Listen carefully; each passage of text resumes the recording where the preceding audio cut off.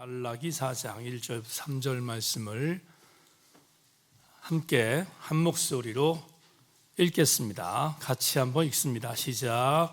만군의 여호와가 이르노라. 보라, 용광로 불같은 날이 이르리니 교만한 자와 악을 행하는 자는 다 지푸라기 같을 것이라. 그 이르는 날에 그들을 살라. 그 뿌리와 가지를 남기지 아니할 것이로되 내 이름을 경외하는 너희에게는 공의로운 해가 떠올라서 치료하는 광선을 비추리니 너희가 나가서 외양간에서 나온 송아지같이 뛰리라. 또 너희가 악인을 밟을 것이니 그들이 내가 정한 날에 너희 발바닥 밑에 재와 같으리라. 만군의 여호와의 말이니라. 아멘. 오늘 핸드북에 있는 시편 125편을 준비하다가 주간에 말씀을 좀 바꿨습니다. 여러분에게 말라기 4장 말씀을 드리는 것이 낫겠다 생각해서 성경 구절을 바꿨으니까 이해하시고 오늘 은혜 시간 되기를 소망합니다.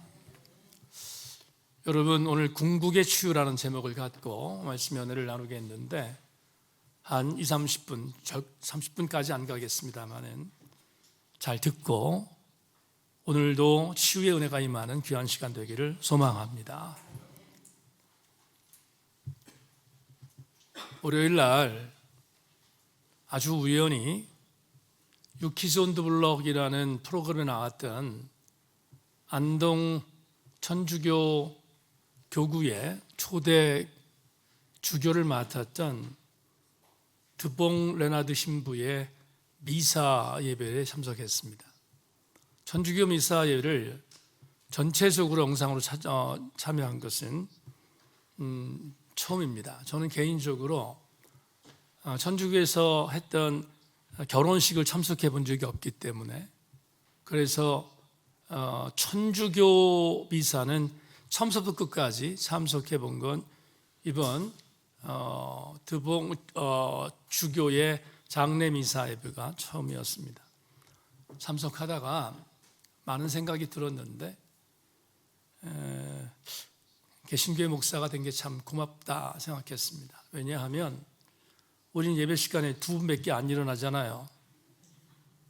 근데 미사는 가만히 보니까 한 5번 정도 일어난 것을 봤는데 일어났다 앉았다 하는 게 좀 작으니까 우리 개신교가 좀 좋겠다 그런 생각을 했습니다. 여러분, 유키즈 온 더 블럭에 나온 그 주교님을 기억하십니까 혹시? 드봉 주교님인데 93세 일기로 지난주에 선종했다고 방송에 나와서 제가 관심을 갖고 봤습니다. 그런데 천주교 신부, 타종교의 신부긴 하지만 그 신부의 장례 미사를 보다가 이런 생각이 들었습니다. 마지막이 저럴 수 있다면 참 좋겠다. 저는 오늘 이 자리에 참석하는 우리 교우들뿐만 아니라 우리 제천생님께 모든 성도들의 장례식에 기분 나쁘게 생각하지 마세요. 장례식에 여러분 모두의 장례식에 그 장례식 자체가 축제가 되기를 소망합니다. 왜냐하면 우리는 마땅히 축제를 즐길 만한 이유가 있습니다. 오늘 우리가 보는 설교를 통해서 그 내용에 대한 의미를 찾을 수 있기 때문에 그렇습니다. 말라기 4장의 오늘 이 본문은 여러분 너무 잘 아는 말씀인데 오늘 이 말씀을 어제와 같이 빠른 속도로 함께 좀 나누기를 원하는데 1절을 좀 보겠습니다. 오늘 시작하는 1절 같이 한번 읽어보겠습니다. 1절입니다. 시작. 만군의 여호와가 이르노라. 보라, 용광로 불같은 날이 이르리니 교만한 자와 악을 행하는 자는 다 지푸라기가 될 것이라. 그 이르는 날에 그들을 살라. 그 뿌리와 가지를 남기지 아니할 것이로되. 예언서 말라기서는 예수께서 오시기 전 약 400년 전에 예언되어 있는 구약성경의 마지막 예언인데요. 말라기 예언서에 기록되어 있는 이 1절 말씀이 우리한테 적지 않은 위로가 됩니다. 저와 여러분에게 적지 않은 위로가 됩니다. 무시무시한 말이지만 여기에 있는 여러분들에게는 위로가 되는 말씀이라는 걸 분명히 선포합니다. 왜냐하면 우리 믿음의 사람들은 1절 말씀에 막 대놓고 그럴 수는 없지만 그러나 우리는 박수를 보내야 할 만한 이유가 있다. 이유가 뭐냐 하면 예언서 말라기에 이렇게 분명히 말합니다. 그말한 자, 악을 행하는 자, 그들은 지푸라기 같을 것이다. 왜냐하면 그 이유를 말하고 있죠. 그 이유는 이르는 날에, 이르는 날이란 말은 마지막 날 종말론적인 의미겠죠. 이르는 날에 반드시 그 악인들이 지푸라기 같으니까 지푸라기들을 모아 살라서 뿌리와 가지를 남기지 아니할 것이다. 이렇게 말하고 있거든요. 그러면 우리가 신앙생활하면서 여러분 그런 거 많이 느끼지 않습니까? 왜 저 사람은 악하게 사는데 잘 되지? 왜 저 사람은 악인인데 우리보다 더 잘 되는 것 같지? 하는 생각이 들 때 수수께끼와 같은 이 정말 곤욕스러운 어떤 현실적인 내용들을 보면서 우리가 많이 힘들어할 때가 있고 억울할 때가 있는데 분명히 1절 말씀에서 이 본문의 말씀을 우리에게 접목해서 우리에게 선포되어진 말씀을 우리한테 정리해 본다면 우리는 첫 번째 은혜를 받을 수 있습니다. 오늘 둘째 날 고난주간의 첫 번째 은혜가 뭔가? 이것 때문에 우리는 대놓고 박수 칠 수는 없지만 그러나 내가 하나님 앞에 풀리지 않은 수수께끼 같은 이것 때문에 힘들었는데 괜찮아 라고 생각할 만한 은혜가 있다. 그럼 첫 번째 내 말을 볼까요? 자막 봅시다. 저와 여러분을 업신여기고 하나님을 경멸했던 자. 저 지금 경멸한 대로 잘못 나왔어요. 잘못 나왔습니다, 여러분. 우리를 업신여기고 하나님을 경멸하는 자에게 심판이 임할 것을 약속한다. 왜 아멘들 안 하지? 뭔가 저주를 퍼부으면 뭔가 캥겨서 그렇습니까? 근데 진짜로 그렇습니다. 수수께끼와 같은 풀리지 않는 거잖아요. 왜 악인들이 잘 되지? 왜 악인들은 순탄하지? 저들은 예수 그리스도를 안 믿는데 왜 잘 되지? 그 수수께끼가 있는데 그날이 이르면 그들의 정체성이 지푸라기이기 때문에 지푸라기를 모아서 불살라 뿌리와 가지도 남기지 않을 것이다 라고 말한 이 말씀이 우리에게는 위로가 돼요. 위로가 됩니다. 위로가 되는 게 정상이잖아요. 위로가 됩니다. 예언서 스바냐를 봐도 스바냐서에도 비슷한 말씀을 하거든요. 구약성경 소현서에는 비슷한 말씀이 많이 나오는데 스바냐 예언서에도 악인들에 대한 부분에 있어서 마지막 날의 상황을 이렇게 말합니다. 여호와의 큰 날이 가깝고도 빠르도다. 여호와의 날이 소리로다. 용사가 거기서 심히 슬피 우는도다. 그날은 분노의 날이요 환난과 고통의 날이요 황폐와 패망의 날이요 캄캄하고 어두운 날이요 구름과 흑암의 날이요 나팔을 불어 경고하며 견고한 성읍들을 치며 높은 망대를 치는 날이로다. 그러니까 예언서 스바냐서를 보더라도 우린 충분히 그렇구나, 우리의 풀리지 않는 수수께끼가 그날에는 반드시 이렇게 될 것이다 라는 믿음을 가지니까 이게 우리에게는 반면교사의 위로가 되는 거예요. 여러분 잘 아시는 시편 1편 우리가 외우잖아요. 시편 1편의 시인이, 익명의 시인이 이렇게 말하지 않습니까? 악인들은 그렇지 않으며 오직 뭐와 같다? 바람에 나는 겨와 같다. 여러분 바람에 나는 겨하고 지푸라기하고 같은 의미잖아요. 겨와 지푸라기는 같은 의미입니다.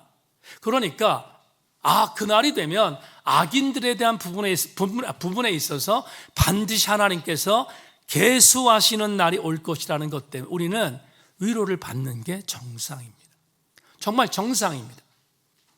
자, 그런데 오늘 여러분이 집중하는 것은 첫 번째가 아니라 두 번째입니다. 지금부터 두 번째 은혜를 좀 나누려고 하는데요. 두 번째 한번 장악 보겠습니다.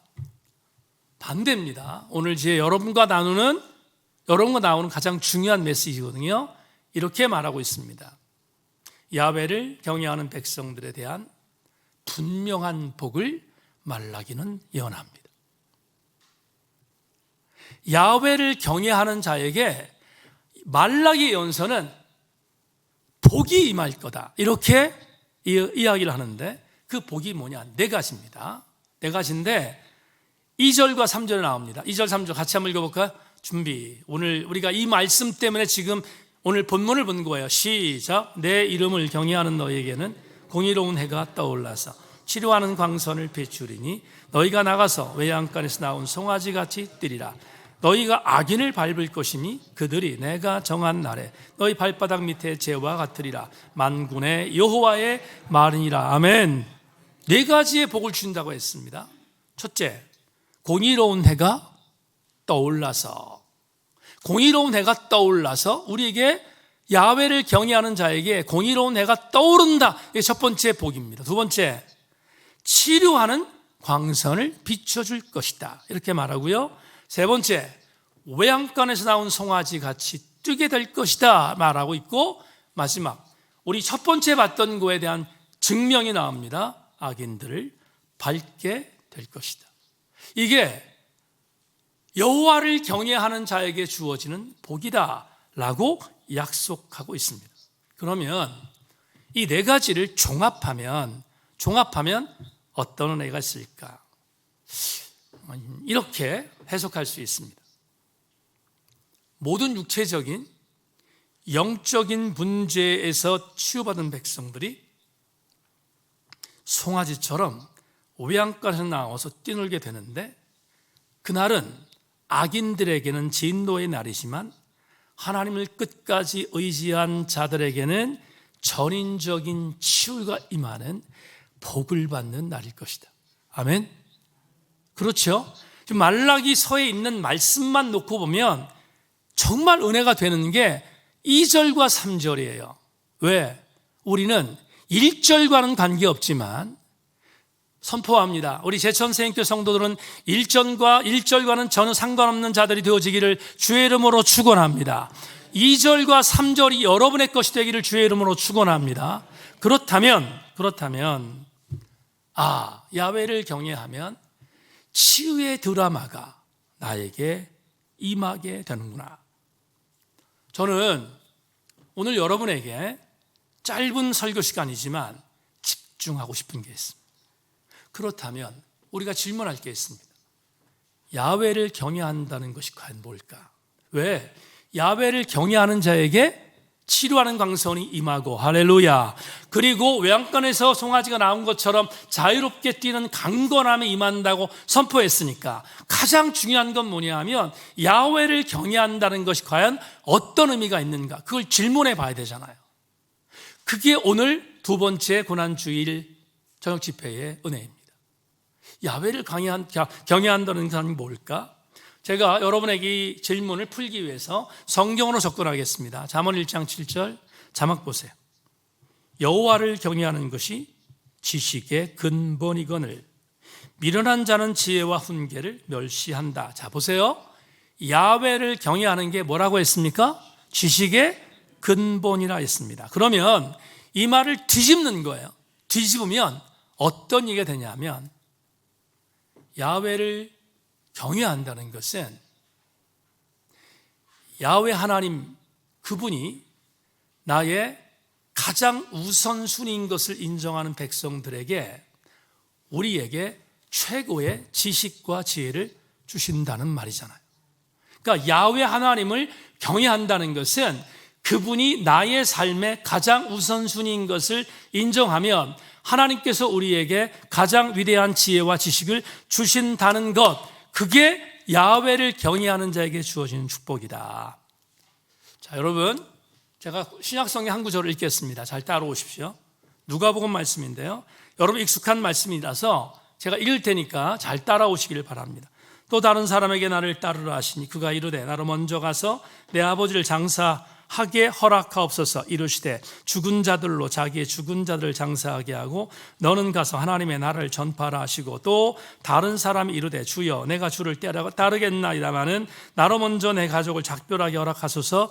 예수께서 이르시되 손에 쟁기를 잡고 뒤를 돌아보는 자는 하나님의 나라에 합당하지 아니하리라 하시니라. 이 구절을 제가 주목하는 이유가 있어요. 주님이 병자들을 고치자 그 기적을 맛보기 위해서 사람들이 주님을 따르겠다고 따라왔습니다. 그런데 두 사람이 나오는데 한 사람이 이렇게 말합니다. 주님, 제가 주님을 따르고 싶습니다. 따르겠습니다. 근데 전제 조건이 있습니다. 아버지가 돌아가시면, 지금 아버지가 위태로우시니까 아버지가 돌아가시면 내가 장사하고 와서 주님을 따르겠습니다. 두 번째 사람은 내가 지금 농사를 해야 되는데, 내가 지금 해야 할 일이 있는데 그거 하고 그거 다 마치고 내가 밭갈이 다 하고 논갈이 다 하고 주님 따르겠습니다. 이렇게 말했어요. 근데 주님이 두 사람에게 말하잖아요. 그렇게 하면 안 돼. 나를 따르는 게 먼저야. 우리가 알고 있는 메시지예요. 나를 따르는 게 먼저, 이렇게 말씀했어요. 근데 제가 주목하는 건 뭐냐면 이 구절입니다. 이 구절에 뭐냐 하면, 그렇게 말씀을 하셨지만 전제 조건을 걸고 있는 그들에게 와서 주님, 내가 주님을 따르겠는데 이거 하고 그리고 주님 따르겠습니다라고 말할 때 주님이 이런 지하에 너 그렇게 따르면 하나님 나라에 못 들어가, 이렇게 말씀하시지 않았다는 거예요.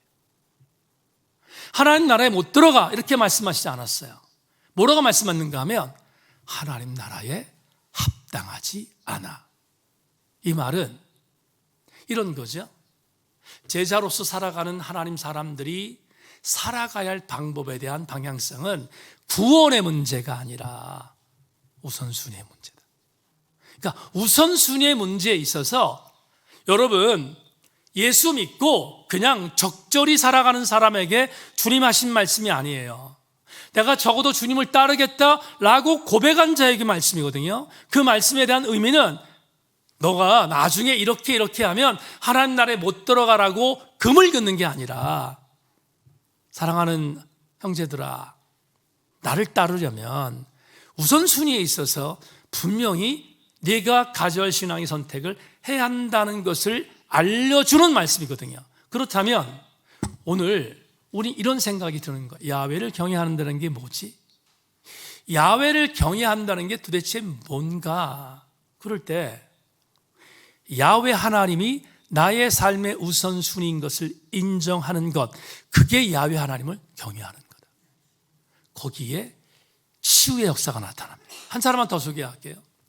우리는 바디메오 얘기할 때마다 바디메오가 눈을 떴어. 정말 하나님의 은혜야. 우리 은혜 받잖아요.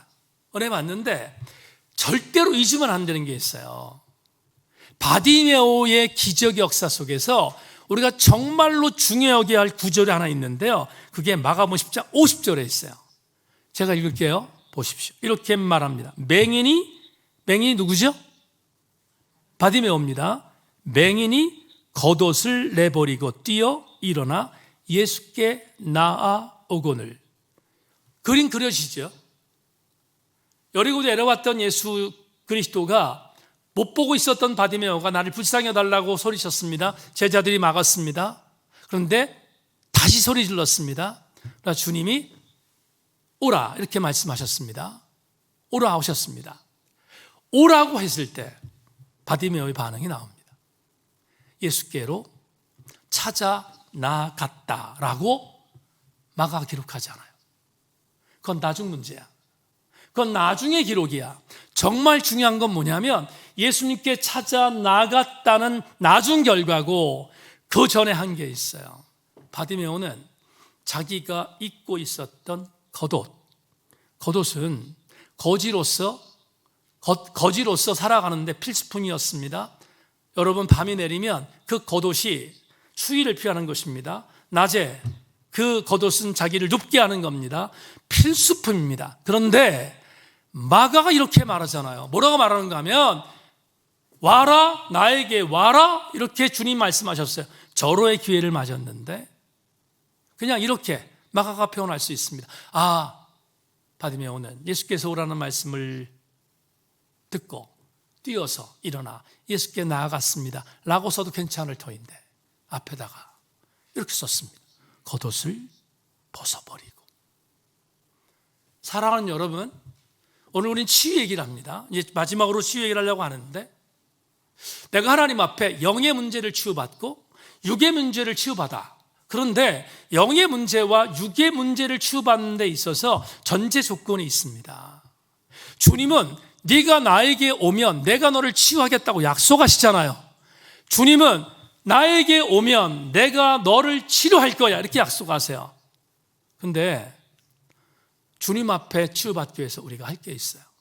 뭐냐 하면 겉옷이 우선순위가 되면 안 돼. 겉옷이 우선순위가 되면 우리는 주님 앞에 나아갈 수 없습니다. 왜냐하면 주님보다 겉옷이 우선순위이기 때문에. 이 말씀은 오늘 야훼 하나님을 경외한다는 것이 무엇인가 알려주는 대단히 중요한 은혜를 얻게 되는데요. 야훼 하나님을 경외하는 것은 야훼 하나님이 내 삶의 우선순위인 것을 인정하는 신앙이다. 그걸 가진 자에게 주님이 약속했습니다. 치료하는 광선을 바라시고 더불어 치료하는 광선뿐만 아니라 결과물이 나오죠.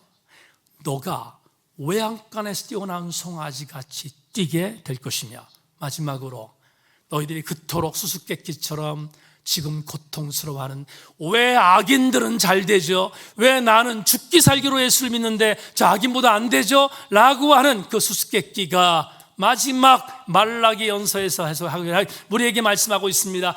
야훼를 경외하면 치료하는 광선을 바랄 것이며, 치료하는 광선을 바라는 자는 외양간의 송아지가 나가서 뛰어나는 것처럼 뛰어날 것이며, 그리고 악인들을 밟게 될 것이다. 이렇게 선포하잖아요. 여러분에게 저는 이런 생각을 선포합니다. 교우 여러분, 우리가 조금 전에 생명수라는 찬양을 불렀습니다. 어떤 권사님이 그래요. 목사님, 이 찬송 가사는 이건 기적입니다. 그러는 거예요. 기적입니다. 어떻게 이런 가사를 만들죠? 곱씹어도 정말 이 가사는 은혜가 돼. 특별히 4절 가사는 얼마나 은혜가 되는지 몰라요. 여러분, 1절 가사에 뭐라고 되어 있습니까? 타오르는 인생의 사막길을 걷고 있다. 우리가 어제 기도하실 때 여러분 기도가 얼마나 절절했습니까? 저는 앞에서 기도했지만 여러분들 기도가 얼마나 절절했겠습니까? 절절했을 거예요. 왜냐하면 나만이 하나님 앞에 풀어야 할 제목이니까. 타오르는 인생의 사막길 걷고 있잖아요. 우리가 갈급하여 지치고 쓰러지는 우리 발걸음이잖아. 하루에도 수백 번씩, 아니 수천 번씩 우린 그런 삶을 지금 경험하고 있습니다. 그런데 저쪽에 보면 예수 그리스도와 상관없는 그 인간은 잘 되거든요. 그럴 때 얼마나 속상합니까? 얼마나 열불납니까? 우리는 예수 그리스도의 은혜 안에 천착하는데 잘 안 되는 것 같고. 여러분, 4절 말씀, 4절 가사에 저천국이 내 가슴 설레이게 하네요. 광채나는 주영강, 끝없이 핀 꽃무리, 유리바라 황금길 12진주문들과 주님 계신 저천국, 내가 갈 곳 저천국. 여러분, 유토피아가 아니고요. 제가 이 가사를 왜 여러분에게 드리냐면, 이 믿음이 없는 자는 오늘 우리의 사막길을 이길 수 없어요. 이길 수 없다고. 어떤 진보적인 신학자가 이런 얘기해요. 목사님, 이런 걸 가리키니까 성도들이 회피주의에 빠지고 유토피아에 빠지고 도피주의에 빠집니다. 근데 그 목사님에게 이런 말 하고 싶어요. 이거 없는데 예수 왜 믿어? 이걸 믿지 않는데 예수를 왜 믿어요? 여러분, 저는 4절의 가사가 제 가슴 속에, 그리고 내 신앙 고백이 없으면 전 목사 절대 안 합니다. 여러분, 신앙생활 왜 합니까? 이것 때문에 하는 거 아니에요? 그런데 이건, 제가 언젠가 그런 얘기했어요. 이건 우리에게 따놓은 당상이고, 다 같이 아멘. 따놓은 당상이라고요. 예수 그리스도의 철로 역정을 아름답게 걷고 있는 자에게 따놓은 당상이야. 근데 오늘 여러분에게 이 찬양의 가사가 은혜가 되지만 과정을 여러분에게 말씀드리는 이유가 뭔가 명심하십시다. 사랑하는 여러분, 우리가 철로 역정의 과정 속에서 예수 그리스도가 나의 삶의 우선순위인 것을 믿고 따라가는 자, 지금은 희미해도 전 이걸 믿어요. 치료하는 광선을 여러분에게 허락해 주실 것을 뿐만 아니라 여러분이 지금 얽혀져 있는 삶의 여정이 있다 할지라도 우리는 이것 때문에 신앙사하는 거예요. 하나님께서 나에게 치료하는 광선을 바랄 때 우리가 외양간에 뛰어난 송아지처럼 뛸 것을 믿기 때문에 신앙사하는 것이고, 그리고 그 믿는 믿음 때문에 악인들이 잘 되는 것을 두려워하지 않는 이유는 악인들은 지푸라기 같은 인생으로 하나님께 심판하시지만 의인의 길은 여호와께서 인정하시니까. 우리는 지금도 이 신앙 여정 안에서 오늘 고난주간의 두 번째 날도 믿음을 갖고 달려가는 것인 줄로 믿습니다. 제가 브라이언 채플 목사님이 쓰신 책에서 이런 글을 읽은 적이 있어요. 이 글이 있는데 굉장히 긴 글이었지만 제가 요약했는데 이런 글이었습니다. 제가 빠르게 읽겠습니다. 그리고 기도하겠습니다. 젊은 나이에 광산에서 일하다가 부상을 당한 평생 불구로 살아온 백발이 성한 노인에게 어떤 젊은이가 방문했습니다. 그리고 그 젊은이는 노인에게 이렇게 질문했습니다. 할아버지께서 하나님을 믿고 하나님이 할아버지를 사랑한다고 주장하시는데 어떻게 형편에서 그런 생각을 할 수 있나요? 하나님의 사랑을 의심해 본 적이 없나요? 그러자 노인이 잠시 주춤하더니 미소를 지으며 이렇게 답변했습니다. 맞아. 사실은 사단이 날가 무너질 것 같은 내 영혼의 집을 찾아오지, 그리고 내 침대 옆에 바짝 붙어서 나를 조롱하곤 하지. 나하고 함께 일했던 사람들을 보라고 지시하면서 저들은 저렇게 건강한데 그대 꼴이 도대체 얼마나 초라하고 우스운 줄 아냐고 다그치지. 사단은 내게 이렇게 다그친다네. 그래도 하나님이 그대를 사랑한다고 믿는가? 젊은 청년이 노인에게 물었습니다. 사단이 그렇게 물으면 할아버지는 뭐라고 대답하십니까? 그러자 노인이 대답했습니다. 나는 나에게 찾아온 사단의 손목을 잡고 갈보리라고 하는 언덕으로 이끌고 간다네. 그곳에서 가시로 찢어진 이마와 못 박힌 손과 발과 창에 상한 그분의 옆구리를 가리키면서 사단에게 되묻지. 사단, 이래도 예수 그리스도가 나를 사랑하지 않는다는 말인가?